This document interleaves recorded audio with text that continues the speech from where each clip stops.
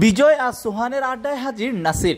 এসেই সোহানের চোখ থেকে তার সানগ্লাসটা খুলে এরপর সেটা তার নিজের চোখে লাগালেন। সাধারণত অন্য চোখে একটা ভিন্ন ধর্মী কিংবা নতুন একটা সানগ্লাস দেখলে যেটা হয় আর কি, আরেকজন চোখে নিয়ে সেটা একটু পরীক্ষা করে দেখেন। নাসিরও সেটাই করছিলেন।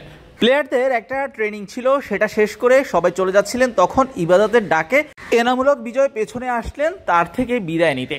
এই দুই ক্রিকেটারকে সবশেষ একসাথে দেখা গিয়েছিল শ্রীলঙ্কার বিপক্ষে টেস্টে, যেটা দিয়ে টেস্ট ক্রিকেটে বা ইন্টারন্যাশনাল ক্রিকেটেই প্রত্যাবর্তন করেছিলেন ইবাদত। আর বিজয় সেখানে দুইটা সুযোগ পেয়েছিলেন।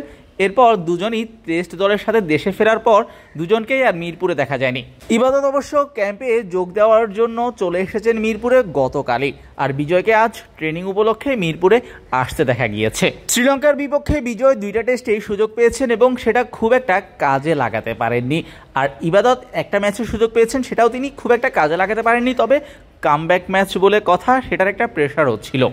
তবে সেই সিরিজ দিয়েই আরও একবার নতুন করে সবার নজর কেড়েছিলেন স্পিনার তানভীর ইসলাম, ওয়ানডে ক্রিকেটে 5 রান নিয়েই। অন্যদিকে বিজয় সেই সিরিজটা শেষ করেছিলেন একেবারেই হতাশাজনকভাবে। ব্যাট হাতে বড় রান করতে পারেননি। একটা ইনিংসে ইন্টেন্ট ভালো থাকলেও বাকি ইনিংসগুলো দর্শকদের বেশ ভালোই হতাশ করেছিল এবং বিজয়কে রীতিমতো অনেক সমালোচনার মুখোমুখি হতে হয়েছিল।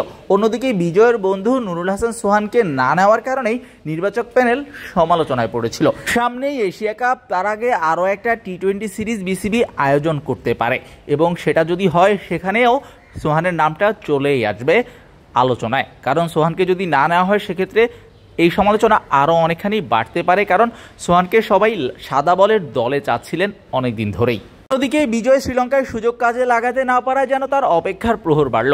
সাদা বলের ক্রিকেটে, ঘরোয়া ক্রিকেটে নিয়মিতই পারফরমেন্স করছেন, লাল বলেও করেছেন, তাই তাকে লাল বলের ক্রিকেটে ডাকাও হয়েছে।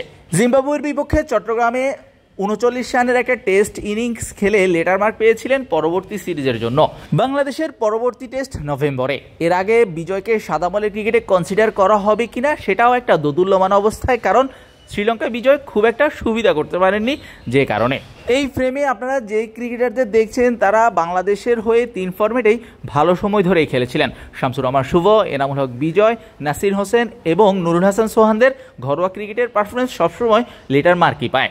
তবে সোহানকে সবাই উপেক্ষিতই ভাবছেন, কারণ তাকে এখন আর কনসিডারেশনে যেন রাখাই হচ্ছে না। অন্যদিকে নাসির নিষিদ্ধ ছিলেন, সেখান থেকে ডিপিএলে ফিরে ভালো করেছিলেন। তবে এখন তার ব্যস্ততা নিজের ফিটনেসের উন্নতি করা নিয়ে। বলেছিলেন এখনও জাতীয় দলে ফেরার স্বপ্ন দেখেন। অন্যদিকে বিজয় এখনও মিরপুরে তার প্র্যাকটিস সেশন শুরু না করলেও তিনিও স্বপ্ন দেখেন আবারও জাতীয় দলের হয়ে 3 ফরম্যাটেই প্রতিনিধিত্ব করার।